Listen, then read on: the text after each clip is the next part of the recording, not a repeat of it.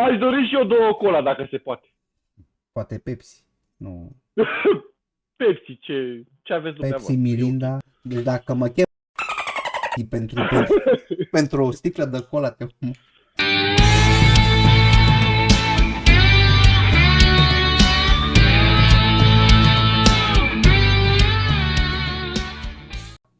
Bine ați revenit, bine v-am regăsit, dragii mei, suntem aici cu domnul Mișu, salut domnul Mișu.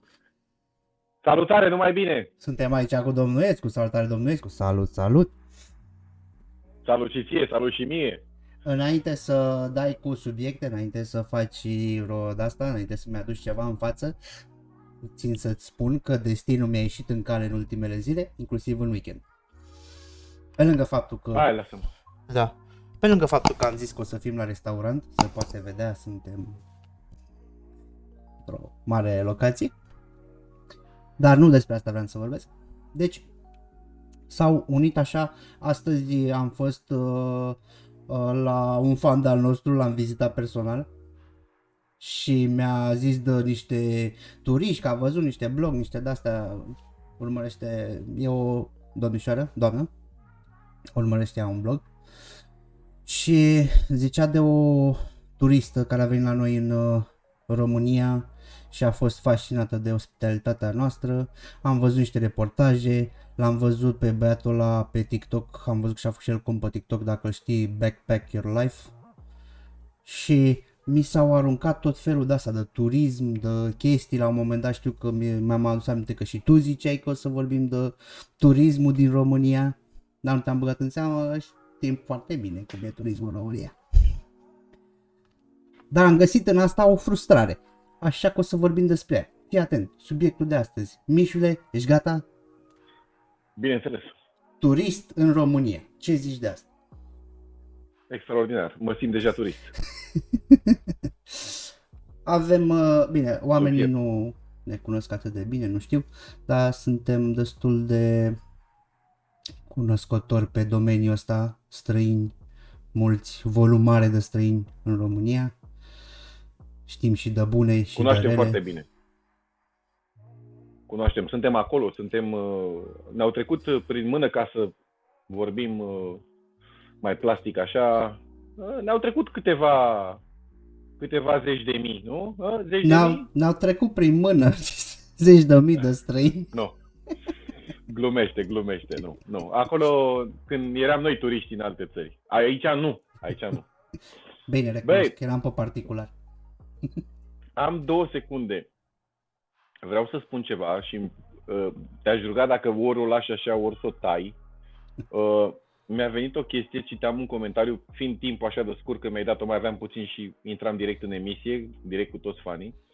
Mi-a venit o chestie, o super șmecherie, un joc de imaginație al meu, doar atâta vreau să spun și după care o reluăm de acolo, că îți spunea, am băgat top 10 lucruri care, și la un moment dat între toate comentariile erau niște gagii din state care spuneau aveți grijă că sunt taximetriștii, sunt cam excroci și zic, bă, fii atent aici, să-i spui, să nu-i fi spus așa, să-i spui că some of the taxi drivers have the monkey, știi? Și la un moment dat să vină ăla din America să zică, where is the monkey? Știi? Și ăla zic, what? Where is the monkey? Show me the monkey! Show me the monkey! Da, deci asta, sigur o scăpam până la sfârșit. Da, mă, vezi? Deci da. de asta ziceam, subiectul ăsta ne-a fost adus de destin și astăzi când am trecut pe la ora 4 la doamna fană, am zis, bă, hai mă să vorbim de treaba asta până la urmă. De ce nu? Deci care e prima ta impresie? E un subiect... Zim ceva. Când vin, când ajung, tu vei să spui ce aș vrea să vizitez, să o luăm așa, sau vei să spui când ajung la aeroport? Nu. Ca turist în România, cum vezi tu pe străini, cum îi vezi, ce neajunsuri avem noi ca nație? Deși nu o să ne asculte nimeni, mai ales că nu ne ascultă nici aia care trebuie, dar totuși ca idee, poate sunt lucruri care am putea să le îmbunătățim. Oricum le știm toți și... Da, ca idee, așa. E greu. Din experiența mea, vasta mea experiență, cam ce oftică cel mai mult pe turiști, ar fi drumulețele. Drumulețele reprezintă o pată de rușine mare, adică infrastructura. Noi nu prea avem, nu se pot plimba așa de capul lor. Îmi vine tot acum mi-a venit la secundă mi-a venit 2 turiste japoneze. Știi că japonezii sunt mici, ele erau mici și m-au întrebat în aeroport, în Otopeni, în Henri Coardă, m-a întrebat unde este trenul, ca să ia trenul. Știi că acolo ai un semn cu transfer tren, știi?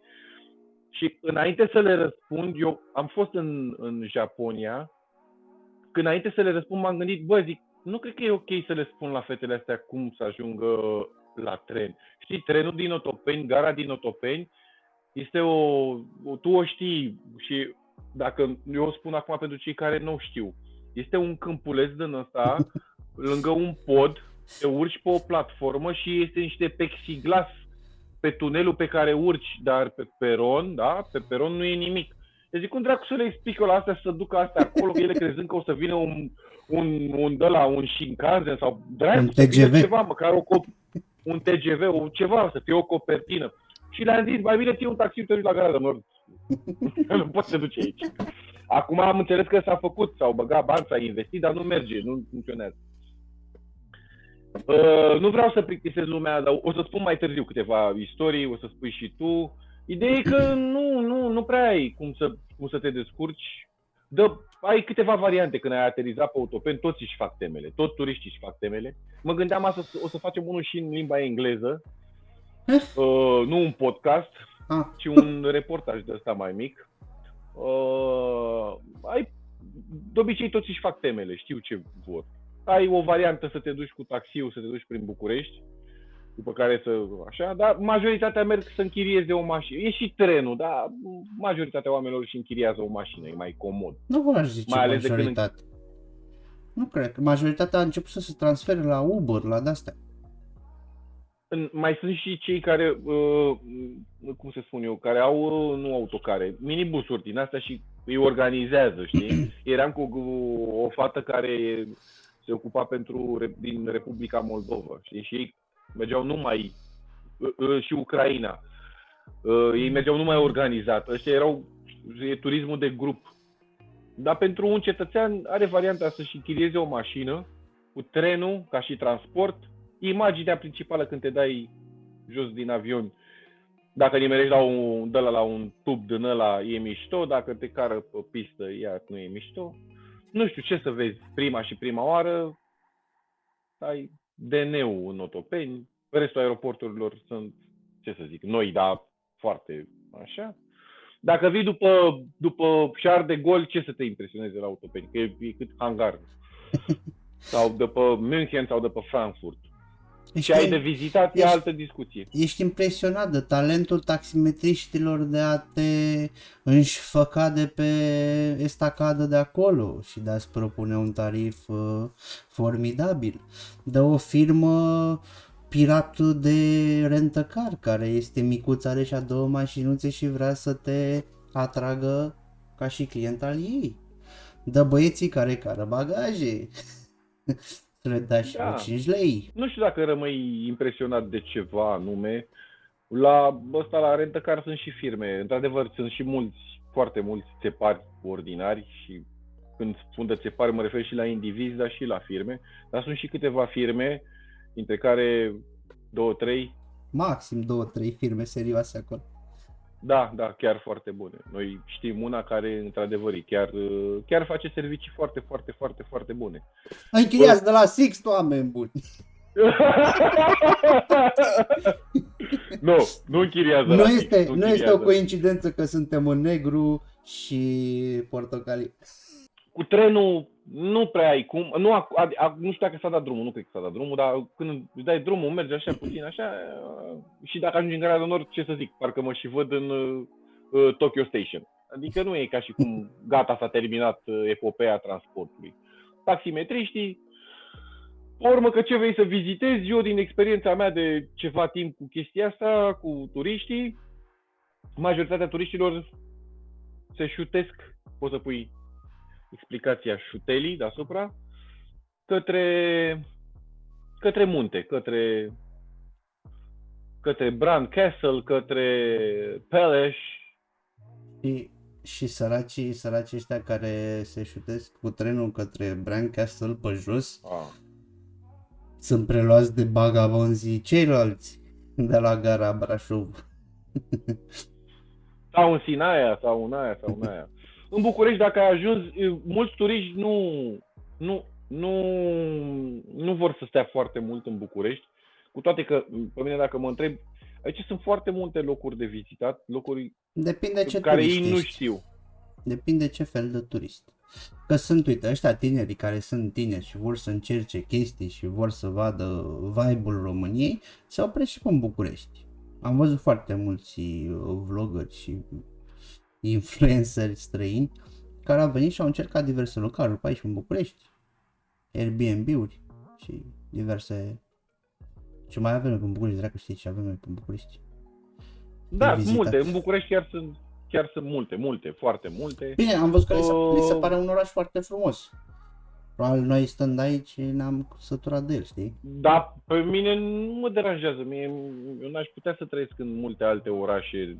În România nu știu dacă aș putea să trăiesc decât probabil că la Constanța. Și dacă e vară tot timpul, ceea ce nu se poate. Și cred că m-ar așeza așa un Sibiu, știi? Botoșani. Eu aproape de... Nu prea. Dar în rest eu nu prea aș vrea să migrez de aici. Aici ce te omoară este traficul, atâta tot. Restul, despre ce vorbim? Păi aici ai tot ce vrei tu. Pe cobor dimineața, vreau să-mi iau ceva, gata, am găsit. Vreau să-mi vină un colet, îmi vine un colet. Restul, dacă mă și văd în vreo comună de aia de până Dâmbovița sau de până Harghita sau de până alea, păi vine dracul la tine. De la Dridu. Da, de la Dridu, mă duc la Dridu. Da, sunt locuri de vizitat și București e un oraș frumos, ce a mai rămas Am văzut că turiștilor le place și neocomunismul ăsta, să uite la blog. Bine, ei n-au prea fost până Berceni, până militari, până astea. Dar le place chestia asta. Ei văd, în București a mai rămas un pic de mix, așa, de cultură și arhitectură, la fel cum e și în Brașov. A fost partea nouă a Brașovului, a fost modernizată cu blocuri comuniste, cu cutare, cu bam, bam, bam. Sunt mai multe Dar e fascinant să te uiți, știi, prin ochii lor la București, la România, la ce avem noi pe aici, știi? Că multe chestii pentru noi trec așa pe lângă noi, dar să te uiți să cauți niște vloguri de-astea, traveling in Romania, sau sunt o grămadă de oameni așa care au venit pe la noi și nu știu, e fascinant așa câte lucruri realizezi. I-am văzut pe unii săraci, erau speriați de un lift care pentru noi, trece neobservat pe lângă tine. Dar erau să intrăm, dar avem loc amândoi în ăsta și scrie ceva și pe ușă scria, știi, atenție, nu trântiți ușa. Am căutat oamenii pe telefon, era cu ușa deschise, n-am intrat în lift. What does this say? No.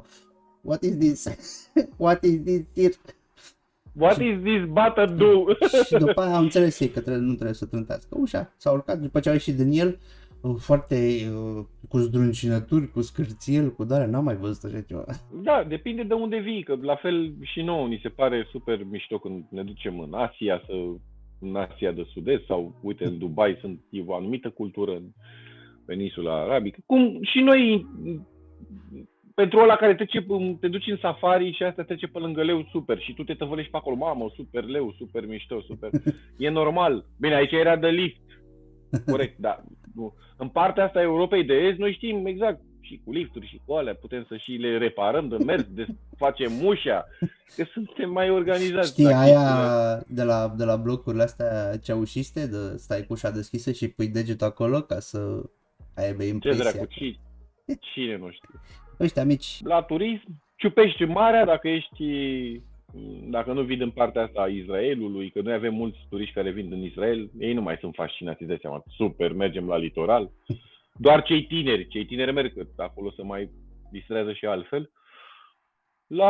Ei se duc, ce am văzut eu, mare parte se duc către munte, este foarte aproape, ieftin. Știi, uite și pe ăsta, pe ce m-am uitat fix 26 de secunde, ziceau de ieftineală. La noi e ieftineală, adică nu e. Pentru toată lumea asta mai dezvoltată ca noi, e ieftineală, e ieftin să fie aici. De asta și ni s-au urcat nouă prețurile la cazări. De exemplu, acum vreo 10 ani de zile stăteai cu 120 de lei, relativ ok. Acum nu ai ce să cauți fără 200 și ceva de lei. Da, vezi, uite, exact asta e, pe da, într-un fel cam asta e discuția.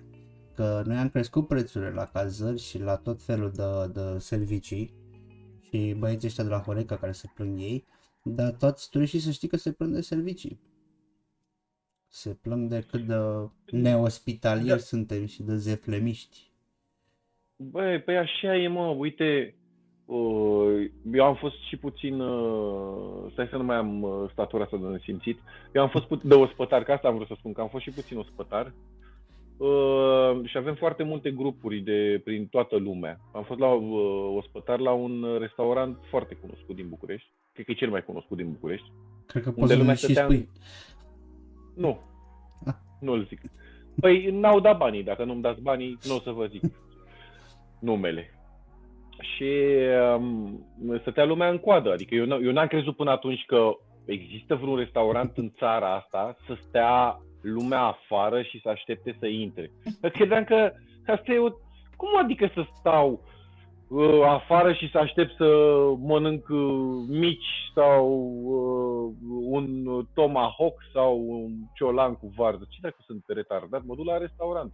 Nu, se stătea în coadă și când spun că se stătea în coadă, nu stăteau încă 2 oameni în coadă. Și a fost și singurul restaurant în care am lucrat și am auzit. A căzut. Aoleu, ce sunet frumos. Da. Și am auzit că aveai timp. Adică când veneai la masă, spuneam că ai decât o singură oră în care poți să comanzi băuturi, mâncăruri și după care să împlătești și să ieși afară. Am văzut acolo exact ce interesează pe eu, chiar lucrând în serviciul ăsta, nu poate să mă contrazică nimeni, nu poate să-mi spună nimeni că așa e. E vorba doar de volum. Hai, plecați și istorie. Istorie, vrăjeală, ați intrat, ați plecat de aici, să ne luăm banii și să stăm liniștiți. Da, dar știu că chiar dacă lucrezi pe volum, știu că după câteva ore și mai ales după luni muncite sau chiar săptămâni muncite, ți se cam rupe ce vor ea. Dar chiar dacă lucrezi la volum, poți să fii drăguț cu clientul ăla, că e român, că e străin, că e rom, că e turc. Noi nu am avut chestia asta, mă. Eu mi-aduc aminte când mă duceam în restaurant. Bine, mai duce și acum. Sunt un client fidel al cărciumilor de ani de zile. Eu cam pe acolo am stat, adică dacă mă întreb de restaurant, pot să mă întreb de orice. De restaurant chiar știu să vorbesc. Eu mi-aduc aminte când spuneai te punea dracu să ceri mâncarea la pachet, ești nebun la cap? Nici nu exista, că nici n-aveam ce să o pună în pungă, în gură. Bă, mănânc-o, du-te dracu de aici. Eu spun că doar de 8 ani de zile așa avem chestia asta noi. Știi? Dom'le, n-am terminat de mâncat, am plătit-o. Pune-mi dracu la pachet să o iau acasă, să o mănânc acasă. Știi? Ce ai, bă, ești de halit, ești de mâncat? Cum să spun asta la pachet? Ești trilulilu la cap? Unde să o pun? Să o pun în bluza mea? Vrei să dau papionul jos? Și asta toată chestia asta vine din educația comunistă, de acolo vine, pentru că lumea nu prea intra în cârciumă și când intra în cârciumă venea cu ce era el cel mai bine înarmat, că n-avea acces, știi?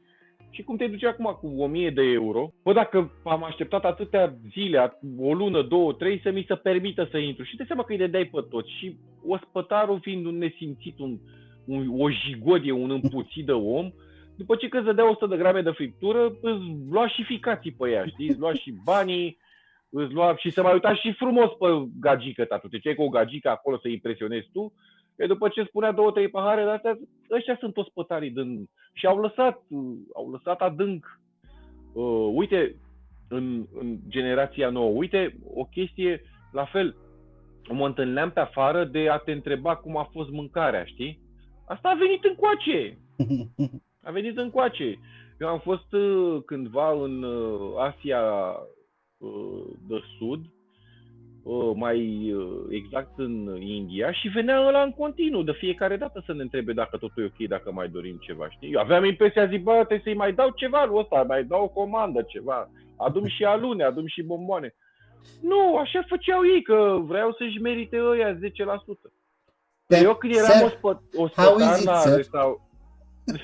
la restaurantul ăsta extraordinar, mă duceam și spuneam în felul următor: am să vin acum, am să vă iau comanda de mâncare și de băuturi, după care nu am să mai vin niciodată la masă,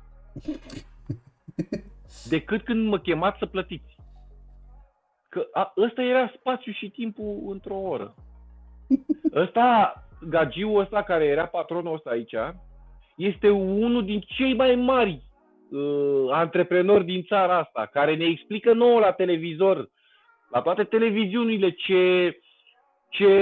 ce palmă peste bot le-a dat coronavirusul lor. Deci restaurantul ăsta este cel mai, dacă nu cel mai puternic din București, și patronul este cel mai cunoscut dintre deținătorii de restaurante. El, explicându-ne nouă acum ce traumă, ce nenorocire, ce avalanșă a căzut pe el, el a pur și simplu a jumulit și și-a bătut joc de turiști ani de zile în toate restaurantele pe care le deține în București. Și în țară nu cred, nu, doar în București. Foarte multe restaurante. Vezi tu, tot asta e. Omoară-i. Păi da, dar la un moment dat nu o să mai vină sau o să... Știi ce îmi spunea un turist evreu? Știi ce mi-a zis? A zis, am venit aici să-i arăt nepot... Nu. O să povestesc în altă parte unde spuneau treaba asta. Îmi spunea ce am venit aici unde eu am adus nepotul meu, așa m-a adus și pe mine bunica meu. Și am venit să iau niște mici și ce mânca el atunci, și și-a adus omul aminte, știi? Bă, și când s-a uitat colegul al meu care era la masă la el, mă? Ce uitați-vă, m-a venit săracul ăsta să mănânce 4 mici, mă. Cum mă să vii să mănânci 4 mici? Păi și mă gândeam atunci, mă puneam în pielea lui. El fiind evreu, român, am stat de vorbă cu el pe urmă, știi? Și mi-a explicat omul cum au fost deportați, bla bla bla, știm cu toți. Și zic, bă, până la urma urmei, el a venit că nu ți-a convenit ție nota, că nu o să-ți fie... Ți-a dat ăla 10% care scrie peste tot că trebuie să-l dai, că vezi, Doamne, că cine știe ce se întâmplă. Ce dracu se întâmple? Dacă vrei să-i dai, dacă ai fost mulțumit de el, că până la urmă despre asta e tipsul. Mai dă-l în gura măsii de ospătar, jigodia dracu. Că dacă nu se poartă frumos cu tine, de ce dracu să-i dai tips? Serios! De ce trebuie să-i dai tips cuiva? Dacă el nu s-a purtat frumos cu tine. Nu te-a întrebat nici dacă a fost bun sucul, nici dacă a fost apa, nici dacă să-ți ceară scuze măcar. Știu că nu poate să dea refuz mâncarea sau astea, că na, poate e un restaurant mic. Doar dacă nu te întreabă nimic și n-a fost cu nimic mai presus decât o servire normală, până la urmă urmei, de ce dracu te să-i dai, mă, tips? Pe vezi, de-aia și ajung așa de nesimțiți unii. Pentru că li se cuvine aia 10% sau 15% sau 20%. Nu-i mai dați, bă, fraților, tips. Dă-l dracu de aici. Să vorbești frumos data viitoare dacă vrei, nu? Să spui bună seara, bine ați venit pe la noi. Să te întrebe ceva, că nu când vrea să te întrebe, de exemplu, dacă ești în Sinaia și ești la restaurant. Pe ce? Eu vorbesc de ăștia de aici, de București, să te duci în țară. Pe ce îl mai prinzi? Îi spui și s-a dus. Nu l-ai mai prins. Asta e la ospătarul sau ăla care e, sau recepționerul, sau...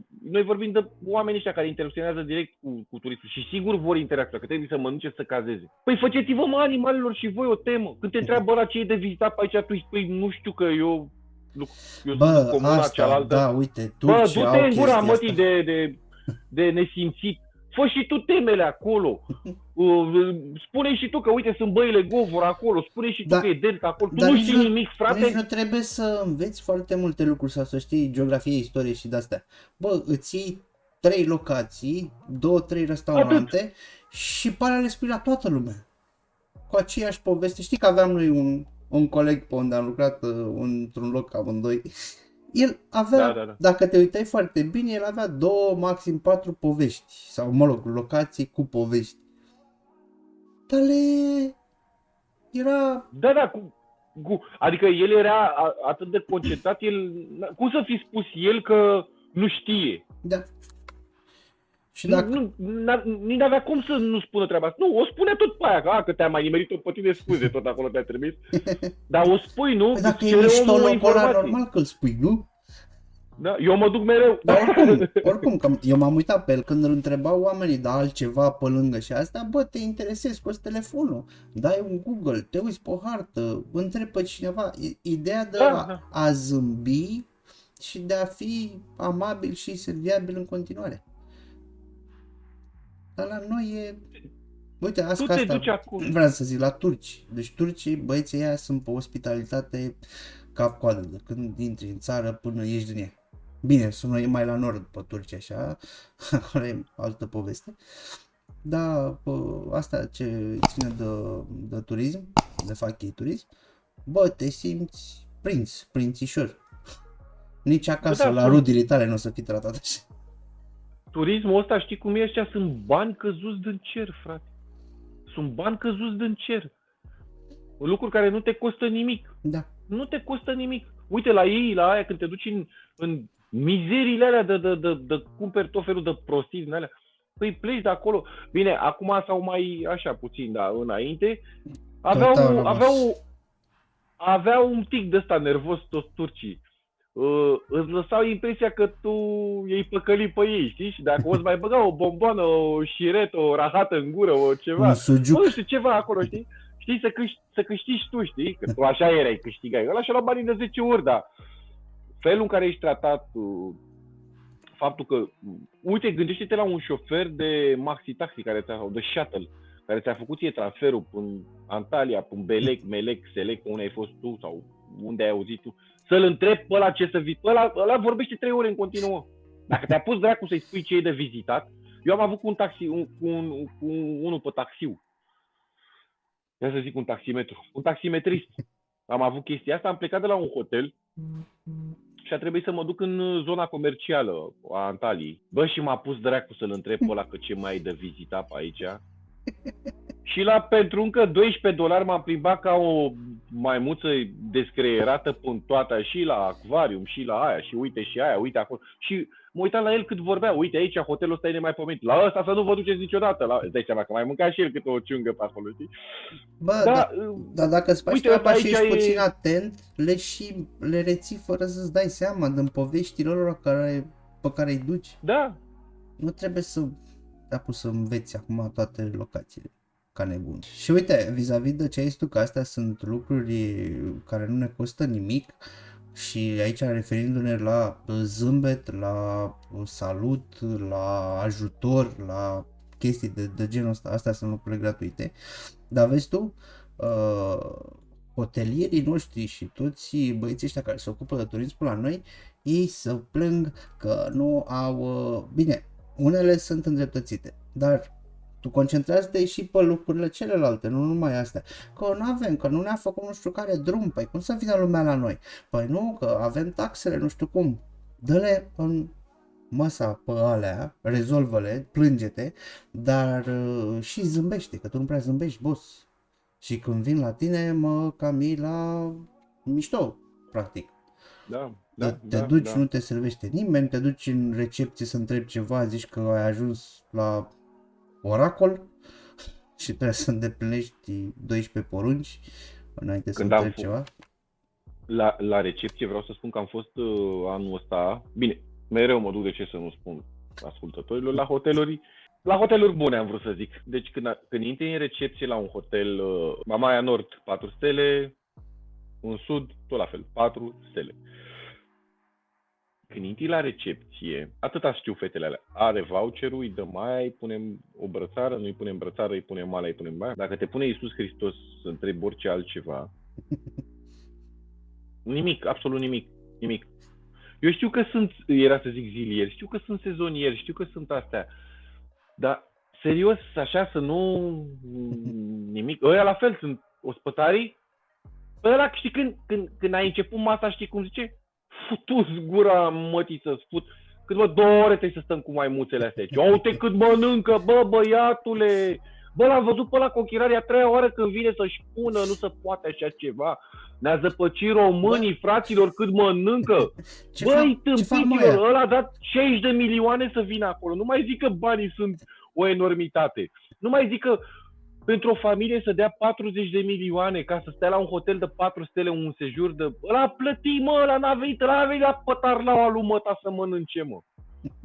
Bă, dacă și ia 10 mere de alea, mă uitam la unii, să uitau că își luau pentru copii. Cine are copil mic știe. Trebuie să fur, domne, că ăsta e cuvântul, trebuie să fur de la bucătărie un măr, o banană, ceva, știi? Dar să nu te vadă ospătarul.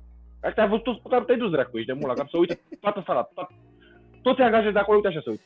Ia, uitați-vă, a venit săracul ăsta să ia 2 banane, să le bage în frigider, să le mănânce copilul mai târziu. Adică au privirea asta, au răutatea asta. El neconștientizând că, în primul rând, își face rău lui, că e prost, că e dobitoc, că dacă te agiți ca un tembel așa, o să ți se facă rău la un moment dat, să faci infart. Cea de la rând, omul ăla a plătit, adică nu e ca și cum vine, îi dai ceva de pomană. Eu cred că ăsta e sentimentul ospătarului, de exemplu, după Litoral, sau care sunt la serviciile astea de all inclusiv, la noi. All inclusiv, banane în gură, știi? Că nu prea e all inclusiv la noi, dar zic, unde este all inclusiv, el are impresia că, știi cum e, ospătarul zice, a venit la Milogel. Și a venit ca niște miloși pe aici, a dat și ei vreo 1500 de euro sau 1000 de euro, ca niște săraci ce sunt. Și acum noi trebuie să-i primim și să... Mi-aduc aminte, acum mi-a venit una de că era la salate, mă, care punea salatele. În vara asta, la unul din hoteluri, a zis că vreau nu știu ce salată, că mai era puțină acolo, știi? Ai, mă, eu știam că a fost un lucru greșit să-i spun de prima. Adică știam înainte să-i cer, zic, fii atent să vezi ce face asta acum, că s-o uitau acum. Știi, să zic, să-mi dați și mie niște salată de-asta de acolo. Mi-a tras aia, gata mă, ce să mai, nu mai te deranja. Nu, că vă pun acum și s-auzeau alea acolo, bă, tu știi când s-auzeau platourile alea și bong, bong, bong. Zic, stați, doamnă, liniștită că faceți dracu infart aici, atât de bunit la cap, dă-o dracu de salată că nici nu mai mănânc salată. Și eu de fapt nici nu mănânc salată, eu vreau în carne, mă duc în altă parte și am plecat. M-am dus la aia la grătar erau niște libanezi sau oricum, asta de până Orientul apropiat. Băi, cu aia cu o boxă acolo și o distracție pe aia, dacă spuneai că vrei 2 mici sau 2 cârdăciori, spuneau 6, mă. Mă, spuneau 6, ai înțeles? Deci ce vrei, cartofi? Bă, când punea cartoful, spunea acolo, bă, hop, știi? Și uite, mă, ce înseamnă omul care să și distrează, știe să și muncească și există și posibilitatea să primească un tips. Există posibilitatea asta. Chiar și în loc unde nu se dă tips, poate. Chiar și în locul, da, unde nu se dă tips. Că zici că toată lumea a venit la milogeală, îți dai seama, a venit ca săraci. Asta ca o paranteză de ce zici tu, că tratează oamenii așa cu superioritate și cu chestia asta că parcă li se cuvine. Puțin spus superioritate, puțin spus. În orice loc din România, ca turist, indiferent, român, străin, dacă te oprești, magazin, benzinărie, chioșc de ziare, nu mai zic asta, hotel, restaurant și așa mai departe, ești tratat la fel. Zici că ai intrat în împărăția lui, e moșia lui Măsa și a lui Taso, tu mai ai deranjat de la cea mai mare business, încheiau, era gata să vândă 10.000 de bitcoin și l-ai deranjat pentru o cafea și o gogoașă și nu știu ce. Bine, să nu creadă lumea că sunt atât de concentrat pe băieții ăștia și că dau în toți. Că sunt foarte mulți sau majoritatea să zicem că sunt tinde către oamenii ăștia ospitalieri sau care sunt câtuși de cât ok. Da, senzația asta îți rămâne pentru că astea nasoale îți rămân întipărite și o să le ții minte toată viața. Și îți dă percepția generală. Majoritatea sunt orientați către client? Nu orientați, sunt puțini orientați către client. Sunt ok, nu știu cum să-ți explic. Sunt ăia o bucată care sunt, ce zic eu aici, de ăștia superiori, rasă superioară de oameni. După aia mai e încă o bucată la fel de mare ca ăștia care sunt, nici nu sunt superiori, nici nu sunt ospitalieri, nici nu zâmbesc, te servesc, sau sunt noi, sau sunt speriați, sau sunt cu problemele lor și e pur și simplu o tranzacție acolo. Și e și o bucățică de oameni care sunt faini, zâmbesc, bună ziua, bine ai venit, mai vrei ceva, ce mai.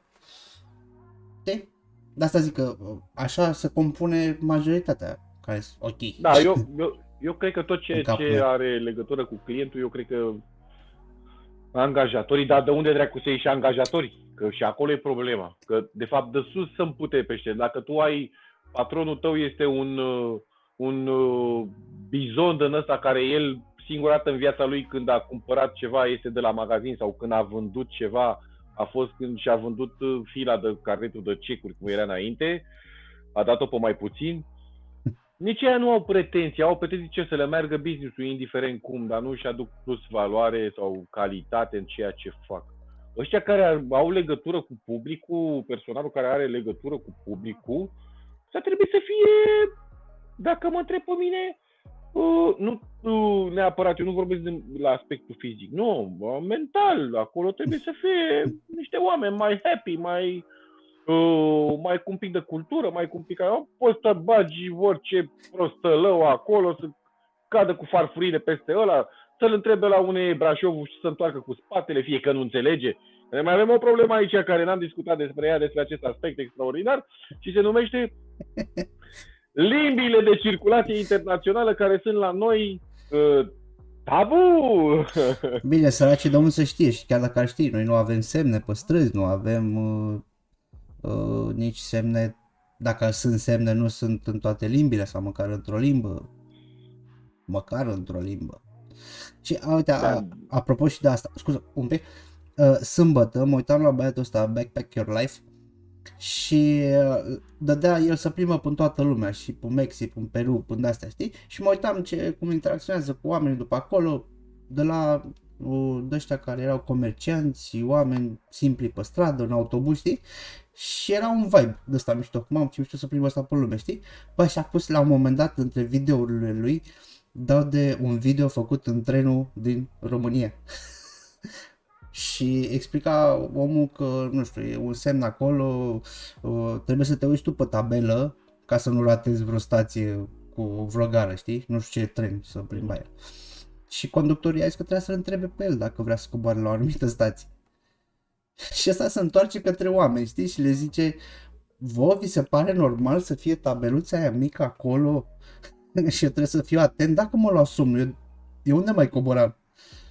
Dar scrie domne acolo, iau-te-l pe ăsta, mă. Bă, și mi-a dat așa, mi s-a strâns tot sufletelul meu de mic și negru.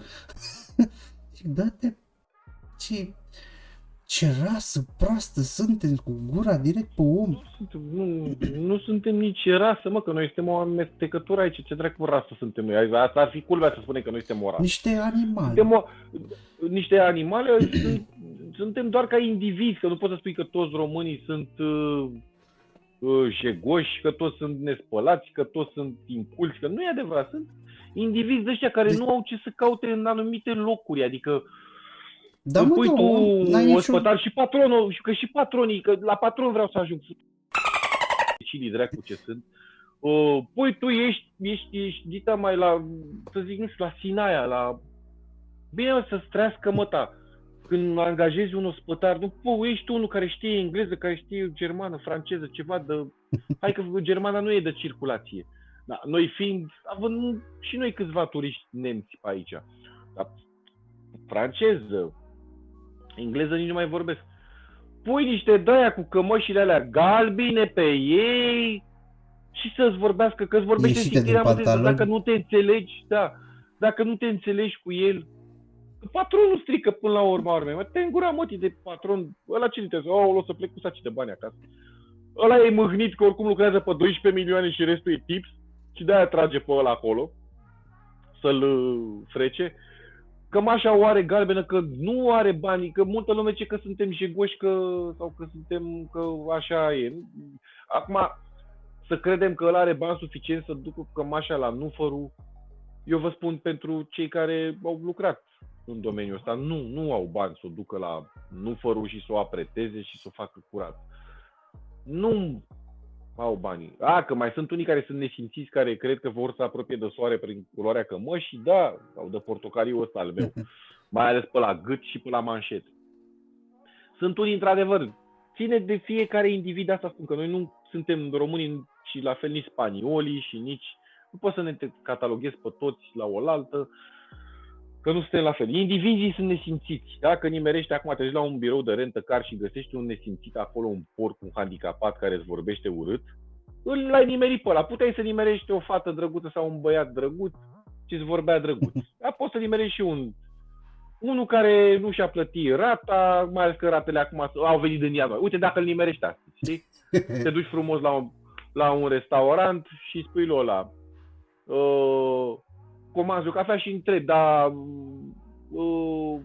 cum se numește? Berea asta e... Uite, m-a întrebat pe unul când eram eu ospătar dacă facem berea la subsol. Știi că el așa citise pe vloguri de alea pe unele. Așa că așa se dusese faima că facem berea.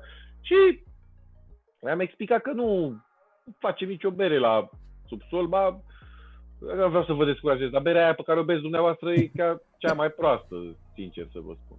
Nu cred așa ceva, da, e cea mai proastă. E urât așa, pe urmă și-a luat într-adevăr la sticlă, e un lucru urât, dar l-am informat corect, știi, i-am spus.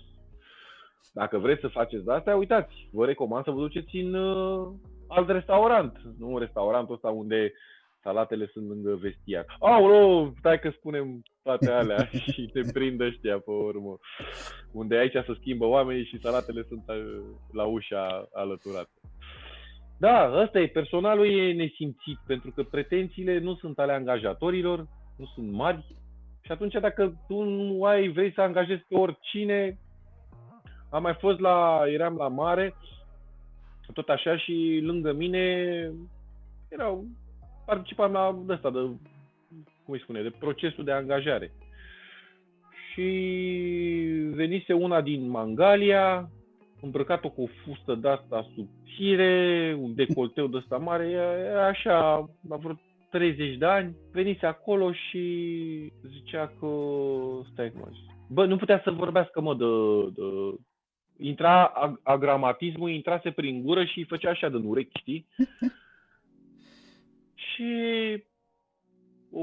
oricum a zis oricum, că așa îmi spuneți toți că o să mă... Că a spus ăla că o să vă sunăm. Că a aplicat pentru recepționeră. Normal că fetele, la hotelul ăsta de care vorbesc eu, fetele erau foarte frumoase la recepție, știi? Asta era pornistă, nu era frumoasă, știi? Deci, așa îmi spuneți tot. A întrebat-o ăla, că de ce vrei să vii la muncă? Păi să nu mai stea baba cu bine, cred că fuma și vreo 2 pachete de Marlboro roșu pe zi. Să nu mai stea mama cu gura pe mine, că să mă duc să muncesc, să fac și eu ceva în viața asta. Și avea vreo 30 de ani. Păi și până acum, am întrebat-o, până acum n-ați mai muncit nicăieri? Păi eu unde să muncesc? Zic, încă nu ai rupt centura, Constantin. Toți sunteți la fel. Da, că toți sunteți la fel, că nu mai ne chemați. Păi să trăiască familia ta de te chemam, nici măcar să te mai văd a doua oară. Ea era frumușică, înțelegi, dar a venit pe pornacherul de tot. Când a intrat m-am și speriat, zic, fii atent că a venit, asta e fata la cineva, urcă la cameră, acum urcă la vreo cameră și gata, le rezolvă pe fraier de 100 de euro. Nu se face selecție, nu se face aia, nu se fac multe lucruri care... Noi nu vorbim acum strict la personal, că de personal. Că până la urmă, cum ai zis și tu, mai dă o dracu de șos. Dacă ajung acolo și totul e ok, nu? Și mă distrez, că mai sunt țări care au drumuri proaste. Ce Bulgaria are? Da. Au niște drumuri de te răsori cu totul. Păi asta zic. Ajung acolo. Când am ajuns aici, sunt diferit acolo și problema asta cu limba, cu alfabetul la bulgari. Și totuși, până la urma urmei, te duci cu 300 de euro și îți faci un sejur liniștit. Păi dacă ai aici, la noi, asta vrea să îmi venea în cap și de bani. Cu 300 de euro la noi, să moară Alberto dacă nici n-ai voie să te duci de fetești, să plătești taxa acolo. Păi n-ai voie, ești prea să... Ai zis că să te duci în sud. N-ai, tată, dacă te duci în sud, te duci la niște hoteluri Dă să sperie gândacii, mă, să sperie... Bă, gândacul nu intră în hotelul ăla, mă, să sperie. Nu te mă că nu mănâncă aici. Dacă vii pe aeroport și ești turist și te oprești pe DN acolo cu 300 de euro, nu știu unde să o iei, stânga, dreapta, sud, nord, munte, mare. Nici la Craiova nu poți, că ți ia băieții, nu ajung. Îți ia și numerele de la mașină. Da, nu, 300 e puțin. Nu, 300 de euro e taxiul până acolo, dacă mă întreb. Nu. Și cu toate astea pentru ei e ieftin, într-adevăr. Ieftin, aproape, pentru ăștia care sunt frecvenți. Eu vorbesc de turistul care ăștia, un Israel, un Germania, un țările nordice, ăștia care le este, nu pot să vorbesc de un turist bulgar, că eu, de exemplu, am mai avut de mult un turist bulgar pe mână, ca să zic, nu vine ce dracu, ia la fug. În primul rând că îl cocoșez la bani. Și plus că el se poate duce la el, care e mult mai bine ca la noi. De ce să mâncăm? Eu vorbesc de partea asta cu litoralul. Că noi avem multe de oferit. Păi n-are toată Europa asta, toată Europa asta, mâncați și gura ta, de oferit, câte are țărișoara asta. Nu da, are toată Europa cu toată combinat. Da, fără Rusia, nu vorbesc de Rusia. Noi nu avem mentalitatea, noi nu avem investiția, noi nu avem training-ul. Mă uitam pe zona asta, noua țară, cât suntem noi din Europa ca mărime.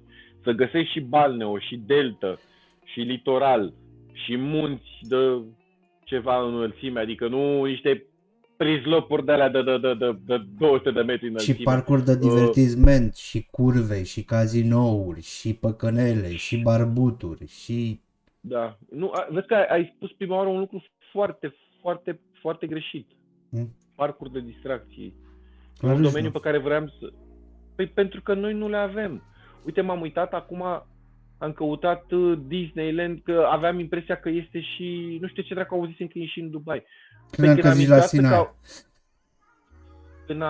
Când am intrat pe ăsta, la parcuri de distracții la Dubai. Bine, Dubai are de ăsta special. Dar pe urmă mi-a venit chestia asta în cap. Bă, dintre cei mai șmecheri oameni din țara asta, unde sunt toți banii ăștia, unde... Bă, noi ne avem și noi unul care vrea să facă un Dracula Land, un Dracula Park, mă. Era tâmpitul ăla de ministru al turismului, da, ăla. Bă, nu ăla care a dus prima oară palmierii la Constanța. Bă, nu l-a lăsat ăștia de niciun fel, mă, să facă un Dracula Land și un Dracula Park. Eu la vremea aia nu eram conectat cu turismul. Ulterior am fost conectat cu turismul. Bă, da, după ce am fost conectat cu turismul, mi-am dat seama câte sute de milioane de euro am pierdut noi, că noi nu avem un căcat de tematică de Dracula. Băi, uite, am o poveste, bine, e mai lungă, o să încerc să o scurtez cât pot. Că au trecut destui ani, deci pot să o scot la naftalină. Am lucrat la un moment dat și prin imobiliar. Și exact cu băieți din ăștia după în Dubai, începusem la un moment dat, nu știu din ce greșeală, probabil că arătam puțin ca ei și ce-au zis, noi cu ăsta cu vrem să lucrăm, eram și destul de tineret și nu știu cum am aterizat eu să lucrez cu ei și mai mult de atât să le caut terenul pe la litoral, că vreau oameni să facă un hotel, o chestie.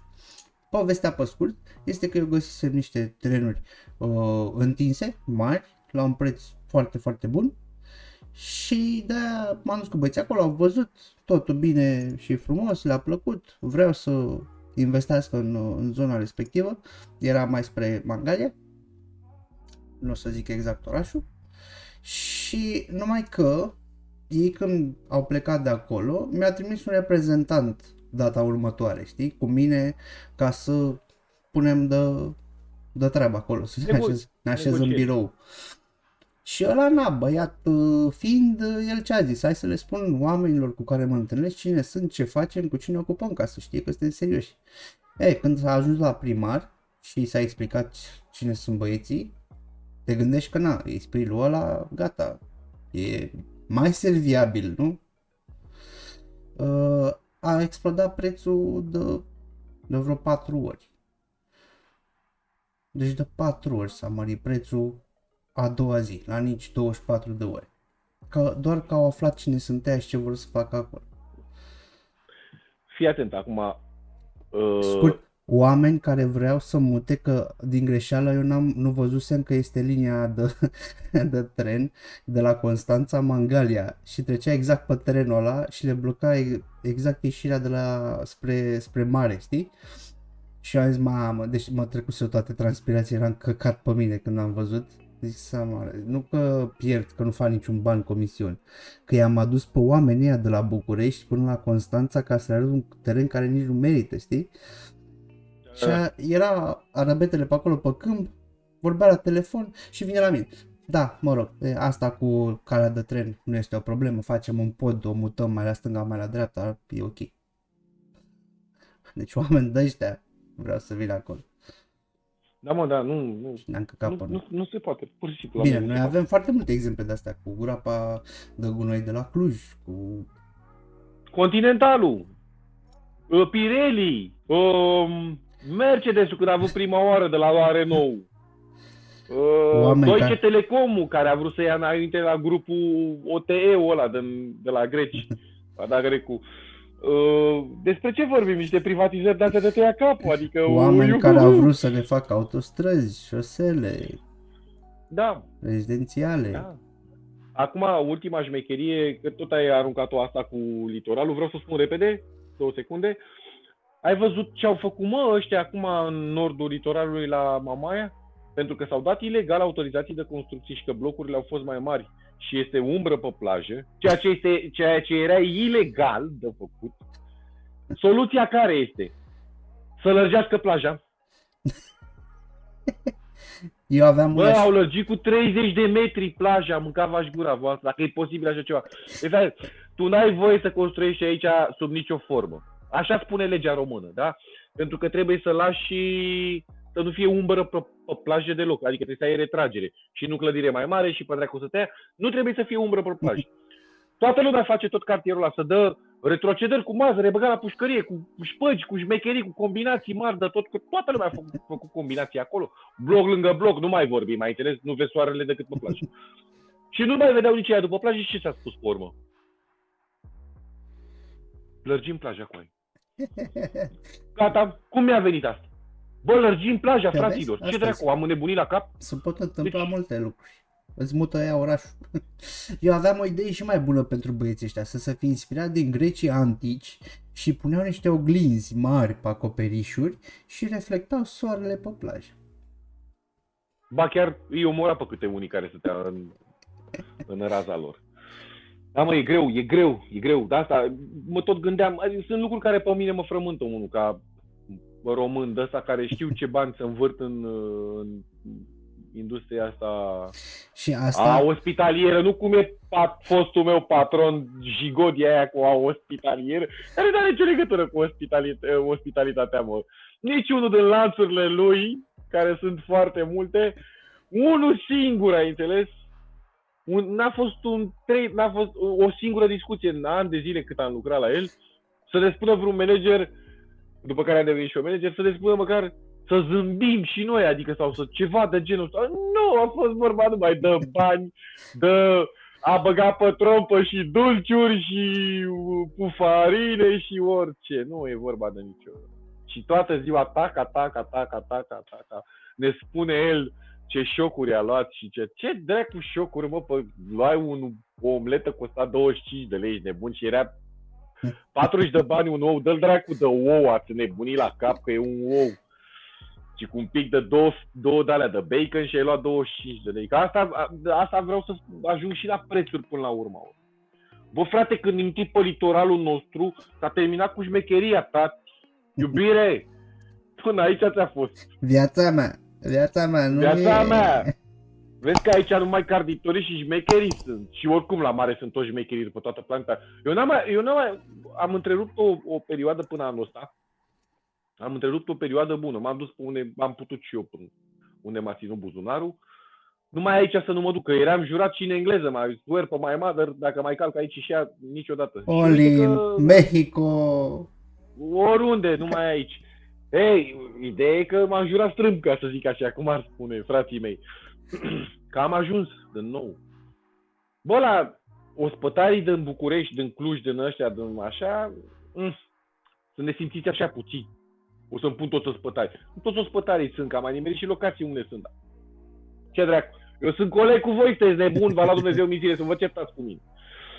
Bă, dacă ne-ai ajuns la mare, s-a terminat, tati, acolo nu mai e... Acolo e direct bagabonțeală pe față, tati. Hai, bau, hai, că acolo mai spuneai un mulțumesc cu ceva sau ce vă dau sau cu ce vă servesc.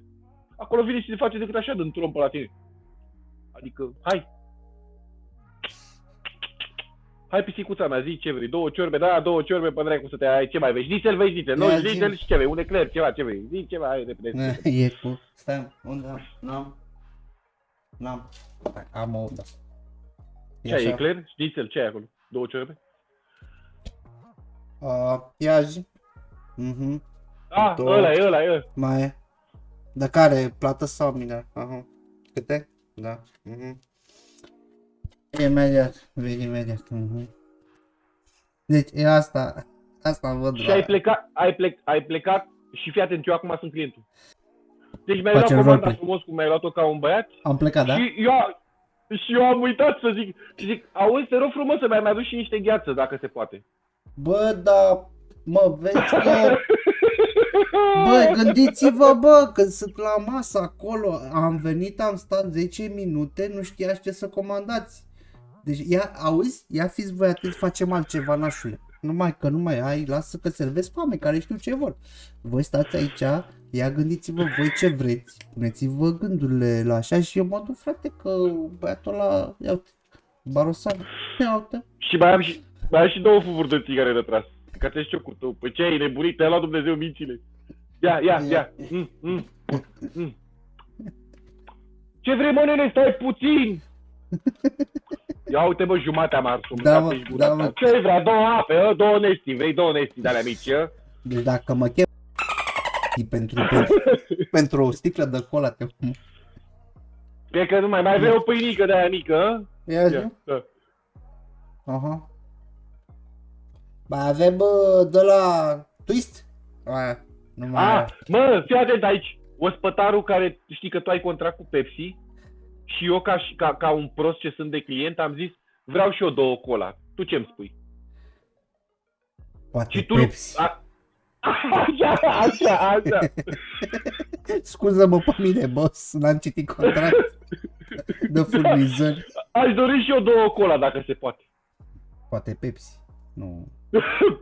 Pepsi, ce aveți dumneavoastră? Pepsi, Mirinda. Da, 7-Up. Și tu trebuia să spui 7-Up, n-am zis, bossule, ți-am spus Pepsi și Mirinda. Păi ce facem? O lungim acum. Zic Pepsi mai devreme și tu. Că hai că ușor ne tragem de șireturi, domnul client.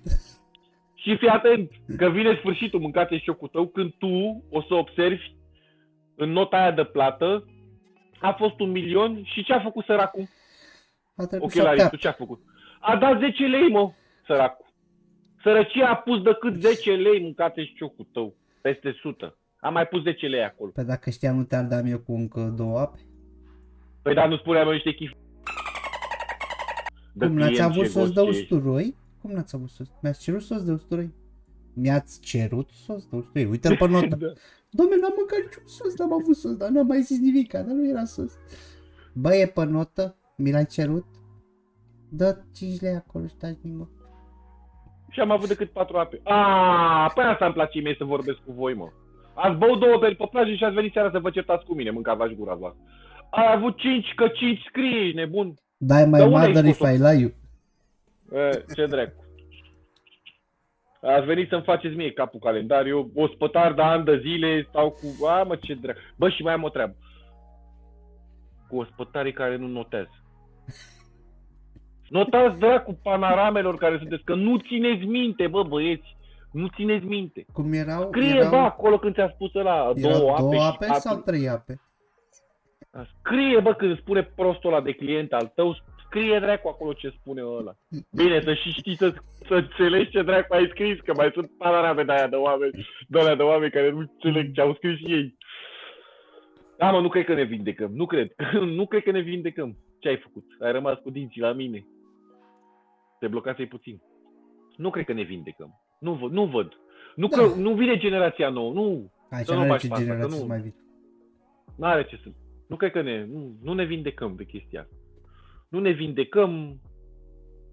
La mare, știm, o să fie decât sezonieri. La munte și puțin sezonieri, dar și oameni care sunt acolo. Ce e drept că eu vorbesc acum și a fost protestul ăsta al meu, toate spurcăciunile astea care le-am zis, pentru că de-a lungul timpului am nimerit și oameni cum se cade și așa, undeva... Ideea e că sunt foarte multe spurcăciuni de ospătari și de recepționeri și de oameni care lucrează în servicii. Sunt foarte mulți, mă refer că sunt undeva la vreo 30-40% din oameni și asta mi se pare foarte mult, adică nu e ca și cum să-l tratezi ca un accident. Nu, frate. Sunteți ăia care dați servicii de calitate, îi depășiți cu puțin față de jigodile alea. E foarte mică diferența, da, e foarte mică diferența, asta spun. Și o să ai surpriza după perioada asta de închideri și de nebusiness care au avut-o, ce crezi? Nesimțiții au rămas majoritatea. Ce crezi? Că ăia au plecat, s-au dus afară să-și câștige, să fie curieri? Sau au fost băieți buni și au semnat demisiile, au plecat de bunăvoie. Da, și au rămas jigodile alea, cursurile alea ale companiei au rămas agățate acolo. Că m-am uitat în mai multe companii, de mai multe domenii, ce crezi? Au rămas numai lepre în urmă. Companii din astea care nu prea le-a mers bine pe pandemie, zic. Da. Nu vorbim de alea care sunt sezoniere, vorbim de companii care aveau scursuri și profesioniști. Profesioniștii s-au tirat, nu toți, au mai rămas probabil câțiva, dar au rămas multe cursuri acolo, multe dejecții. Și cred că mai poate să mai rămână și la un șef de sală care n-are încotro și are 6-7 rate, a rămas băgat acolo, sau un ospătar care era bun. Da, nu am făcut aici emisiune să lăudăm cei mai buni ospătari și oameni care lucrează în comerț și cei mai buni angajați. Nu, am făcut o emisiune că avem o problemă cu chestia asta. Avem o problemă, de asta am făcut emisiunea, că noi chiar avem o problemă. Avem o problemă cu ospitalitatea asta, nu suntem ospitalieri deloc, nici nu vrem să-i ajutăm, nici nu vrem să-i... Asta vorbeam apropo de ce ți-am zis că a pus astăzi când s-au aliniat toate planetele și am ales să vorbim de domeniul ăsta. Îmi povestea doamna la astăzi că citise un articol în care era o turistă străină, explica cât de ospitalieri suntem noi și oameni faini și a fost ajutată super mult și a fost primită cu brațele deschise de această populație și știi, și mă întrebam, unde a găsit omul așa de ospitalier la noi? Chiar așa, știu că sunt și oameni ospitalieri, dar chiar așa cum povestea aia, nu știu, cred că a avut mare noroc. Și zic, cum ar fi, asta râdeam astăzi cu tipa, cum ar fi, să împrăștie zvonul că suntem mare nație și ospitalieri, să vină toți prietenii ei în țară și să dea de la taximetriști, la hotel, de la Monkey, să-l ardă cu Monkey-ul puțin. Când s-a dat jos în gară, să-i fure unul puțin portofelul, ai înțeles? Nu, fii atent, traseu, coboară din avion, iese de acolo, știi? Pac, face dreapta. Hai să scoatem niște bani ca să avem și noi. Să duce, scoate bani de la bancomatul albastru care le știm noi. Pac, arsă cu 5% pe acolo, pe transfer, din euro în lire, din dolari în lei. Am mai pierdut încă 100 de euro la tranzacția. Își ia bănuții, se întoarce la aparatul celălalt galbin, bine, sunt vreo 4, comandă taxiul. Se duce la taximetru, unde vreți? Acolo, 100 de lei 2 km, ești ars acolo. Ajungi, zici, nu mai pot, trebuie să beau o cafea, nu mai pot, simt că ceva nu e în regulă. Te duci, te primește băiatul, ia zi, nu străin. Hello, sir. Te arde și ăla că îți mai pune zahărul și lingurița la plată și farfuriuța pe lângă cafeaua aia. După aia sau știi exact, îi spune aia, sau ăla îi zice, I would like just one coffee, please. Și ăla să fac, just one coffee. Poor people. Poor people. Zi, și Da, acolo, după care te duc zici, bă, hai să, nu mai, gata, nu mai trebuie nimic, diseară nu ieșim la niciun restaurant, dacă cafeneaua a fost așa, n-are rost. Și te duci la un, hai să nu spunem cine anume, un supermarket din ăsta. Și te duci și ieși și vezi că la casă, păi n-are codul de bare. Păi el, tu nu te-ai uitat că n-are cod de bare? Că pe mine deci asta m-a terminat în ultimele 3 săptămâni, de n-am avut la produse fără cod de bare, de vrea să o bat pe aia.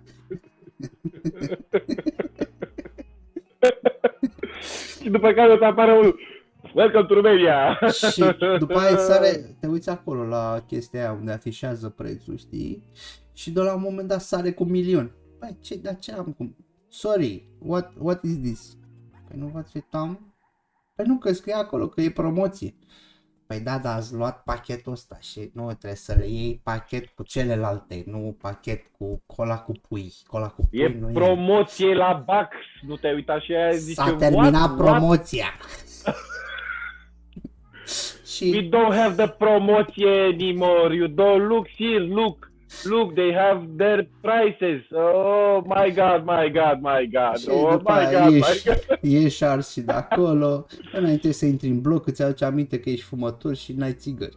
Te duci la un chioșc și spui one pack of cigarette please. După aia ca să-ți dea restul, că na, e 19 lei, tu îi dai una de 20, să zicem că nu mai explicăm procesul de bani, că și ăsta e greu să ajutăm străinii să ne dea banii care trebuie. Și de 1 leu ce-i dai? O bombonică, nu? Deci la ea și pe ăsta. Și pune și chioșcul te ars, că îți dă bombonică, rest. După aia urci frumos, faci cheia, ce crezi? Nu merge cheia la ușa blocului. Că de ce? Pentru că proprietarul a durut n-a schimbat cheia care trebuie în pachetul de chei. Deci te-a cam ars și ăla. Și urci în cameră. Camera mobilată clasic. Bine, clasic credit. De fapt, oamenii spun retro. Da. Să-l mai sun pe ăla să spui că te-ai văzut altă cameră, alt mobilier în pozele de pe net, să taci din gură, să fii arțăgos, să vină la să-ți dea vreo 2 voleuri, să te scoată afară la ora 12, că vezi, ți-a făcut deja 1 dimineața, ai înțeles? Și în timp ce bei și tu o bere românească la tine în bucătărie, la Airbnb-ul tău unde te-au ars toți din ziua aia, îți Vezi că ești pregătești, pirată bere. îți pregătești cartela, nu contează care, și ca să poți să suni a doua zi, să te plângi de toți ăștia și la rudele tale ce ți-au făcut ăștia în România. Dar ce crezi? Te-au ars și aia cu cartela pentru că nu era cu credit, era fără credit, era o cartelă goală, trebuia să cumperi cartelă separată care avea credit pentru cartela aia goală, dar tu ești un dobitoc străin care nu știai și tu că trebuie să iei 2 cartele, una pentru număr, una pentru credit.